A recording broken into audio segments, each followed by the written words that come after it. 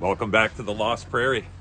Today we're going to work on this splitting maul. Brave Industries out of Anawa, Illinois, splitting maul. I think it's from the 80s.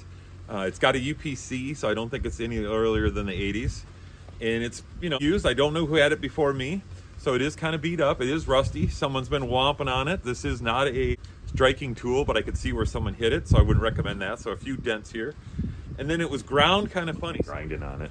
And I think it's so heavy they couldn't hold it for the grinder, but it's ground more here than here, so we're going to try to straighten that out a little bit. This side's a little better. Let's get after it. We'll use this little belt sander to try to straighten this out and get a nice edge on this maul.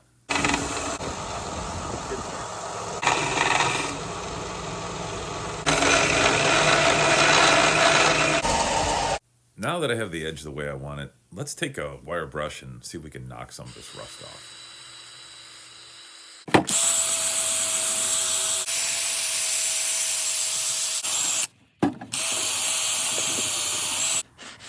A light sand here with a fine sanding block, and the goal here isn't to get to bare metal or remove paint. It's just to scuff this up a little bit so when we do paint, we get much better adhesion.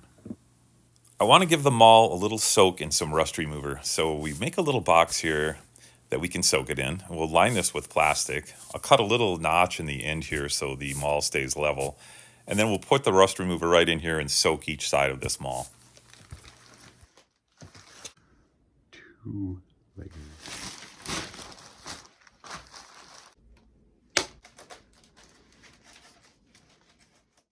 This is the rust remover we're going to use, and this is really good stuff, guys. It's non-flammable, non-toxic, no odor, doesn't eat holes in plastic, doesn't remove paint. It's just real nice stuff to remove rust well. Put a little piece of cardboard under the maul head here so we don't poke a hole in the plastic. I'll give this a little bath. I don't have to fully submerge the maul. I just soak each side individually, 2-3 hours on each side, and I just turn it over to go on each side and even on the end. I brought the maul back outside so you could see it, but we're prepped, we're ready. It'll take paint now. The bad news is it's been below 0, double digits at night and hovering around 0 during the day, and I have to paint outside, guys. I don't paint in the house, too stinky. But the good news is it's warming up, and we should be able to put some paint on here as early as tomorrow. The maul has a cushion grip that's in pretty good shape, and I can't replace it. So I'm going to tape that up first. Then I'll put some tape here on the wedge itself.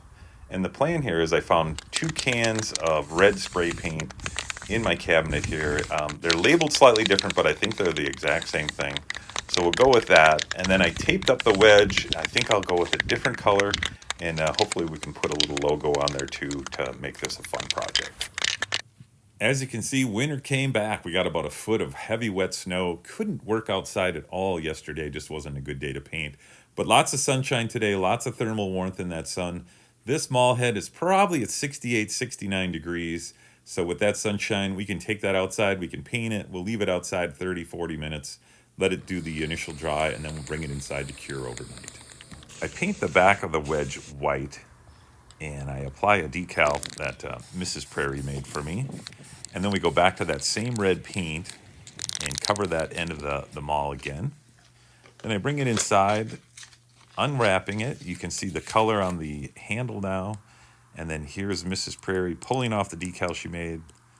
And you'll see the logo that we created on the non-business end of the wedge. I think it looks fantastic. Painted the wedge itself black. Those are the working surfaces. And then the cutting edge itself, I just kept natural steel colored.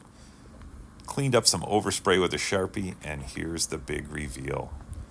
Got the wedge back outside. I think it looks great. Thanks for joining me on the Lost Prairie. Just do a quick epilogue on this. This project's done. We'll put this one in the history books. I like how it turned out. Just so you guys know my sanity here, these surfaces, these black surfaces, they'll really get used. This one's gonna have a lot of ground contact. These will obviously be going through the rounds. They will get marred up. It's not gonna look like this after we use it, and that's okay. We stop the rust. We have a cool logo on the back. This is a non-working surface. I think this will last a long time. Preserve the handle, preserve the grip, the original grip, because I don't think I could get a new one. And I think it turned out great. Thanks for joining in. Thanks for giving me 5 minutes. That's a lot of time to watch a video of an old guy fixing up a maul. So I really appreciate you participating. I'll see you next time out on the Lost Prairie.